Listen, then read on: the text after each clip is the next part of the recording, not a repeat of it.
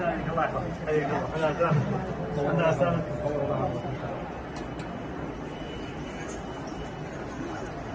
شيء يستحبه كل مواطن وكل احد، وجزاكم الله خير والله يجزيكم خير ويعطيكم الصحة والسلامة ويجزيكم خير. يسعدنا اسمع الله. مستريحين ابدا.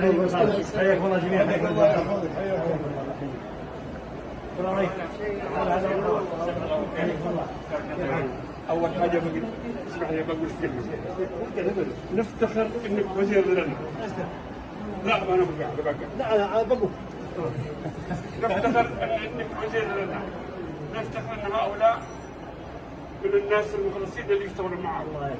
نفتخر من الناس الممرضين الموجودين كلهم أبناء السعودية.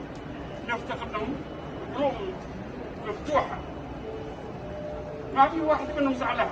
كل واحد يقول طيب عندي، فندري منه وهذه من كلها منك والله يبارك فيك يطرح فيك القياده. لو منك محلها ما حطوك محلها واكثر. تستاهل تستاهل تستاهل. والله يوفقك اللي قاعد القصير معك اللي يبيضوا وجهك، ولو انه ما يبيضوا وجهك ما صاروا معك هذا ولا كله. الله يبارك فيك. سعيد وشيء بلقائكم. الحمد لله على سلامتكم. الحمد لله. مبشركم.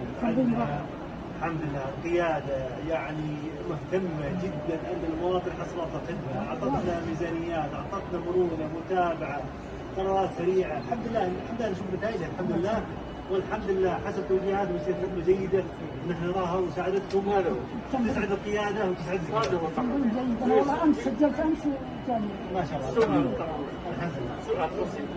اللي يقدر برا الموجودين كيف يعني؟ إن شاء الله اليوم قريب.